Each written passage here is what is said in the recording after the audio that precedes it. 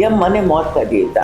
यहाँ ब्राह्मणों के एक वर्ग को यमपुत्र कहा जाता है। ये रंजन से ज्यादा आपका दुख भंजन नाटक है। प्राणी को होनी चाहिए समाज में रहने वाले दूसरे लोगों के प्रति। अगर सीखने की इतनी सी भी लगन है तो मैं कच्ची मिट्टी के साथ खेलती हूँ।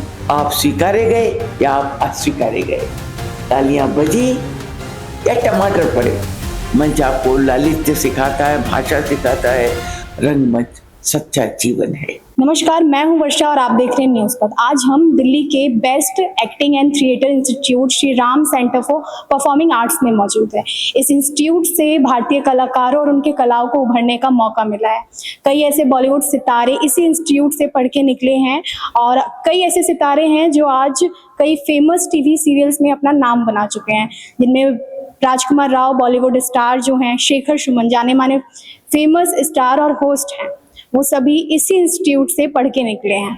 जहां हमारे साथ जानी मानी रंगमंच हस्ती, लेखिका, निर्देशिका रमा पांडे जी हैं और इन्होंने कई फेमस किताबें लिखी हैं, कई नाटकों का प्रदर्शन भी किया है, प्रस्तुतिकरण भी किया है और आज यहाँ पे ये एक और नाटक का प्रस्तुतिकरण करने जा रही हैं।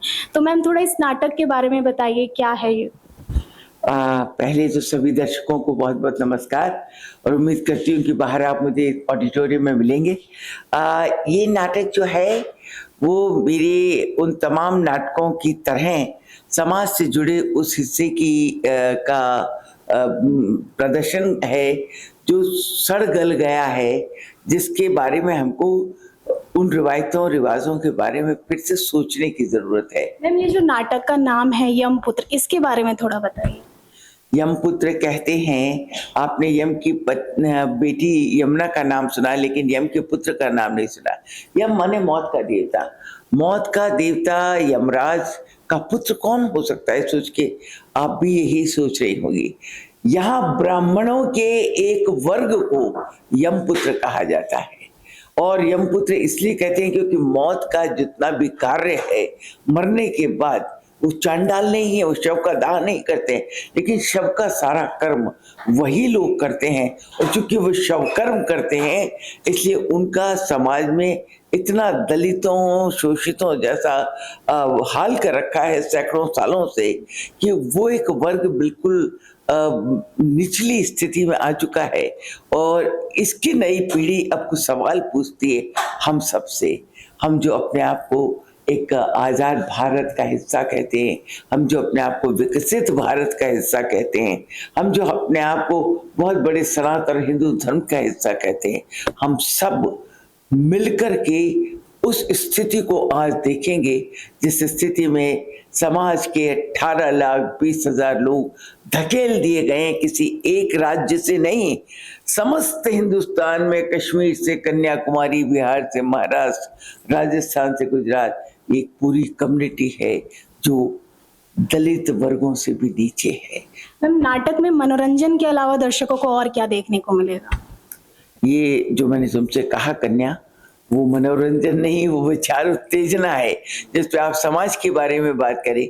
ये रंजन से ज्यादा आपका दुख भंजन नाटक है जो ये सोचता है कि ये दुख कहाँ से निपटे। एक पूरा वर्ग जो है नौजवानों का बेरोजगार बैठा है और उसके पास शवों का काम है, वो कुछ और जीवन में करना चाहता है लेकिन हम उसको करने नहीं देना चाहते, हम उसको आगे आने नहीं देना चाहते। तो ये इस नाटक में आपको मनोरंजक रूप से ज्ञान मिलता है। इस नाटक में आपको वो अवेयरनेस, वो चेतना, वो इंसाइट, वो गहरा ज्ञान नजर आता है जो एक सामाजिक प्राणी को होनी चाहिए समाज में रहने वाले दूसरे लोगों के प्रति। मैम नाटक में जिन कलाकारों का आपने चयन किया है, जिन्हें चुना है, उन्हें किस बेसिस पे चूज किया है? मेरा बेसिस बिल्कुल साफ है। आप में अगर सीखने की इतनी सी भी लगन है तो मैं कच्ची मिट्टी के साथ खेलती हूँ, मूर्तियाँ करती हूँ, फिर उनको आवे में पकाती हूँ, फिर उनको पका के सुखाती, सुखा के रंगाती, रंगा के सजाती और फिर बाजार में ले आती हूँ आप सबके सामने और कहती देखो ये है मेरा कलाकार। एक डायरेक्टर का काम यही होता है। I as a director I do that. अनगढ़ कच्ची मिट्टी को एक रूप देती। मैम इस नाटक में आप भी परफॉर्म कर रही हैं?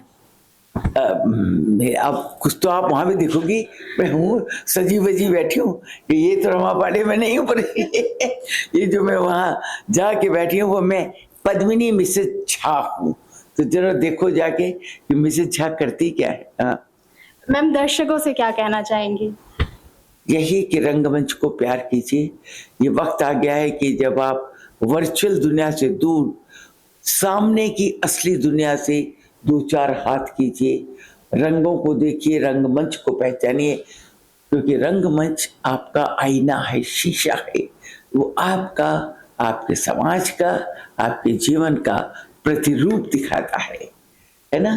तो वर्चुअल दुनिया है, वो छाया है, तो छाया मत छूना मन, होगा दुख दूना मन।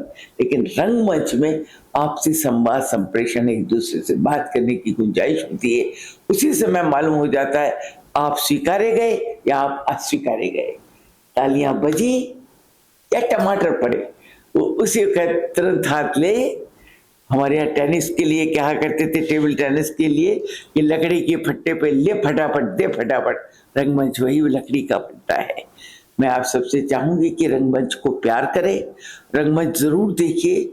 मंच आपको लालित्य सिखाता है, भाषा सिखाता है, आपको सिफत सिखाता है, नजाकत, नफासत, संस्कृति सिखाता है। रंगमंच सच्चा जीवन है, जरूर देखिए।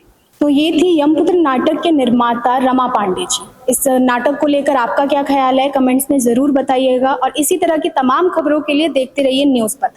कैमरामैन लोकेश ठाकुर के साथ मैं वर्षा, दिल्ली।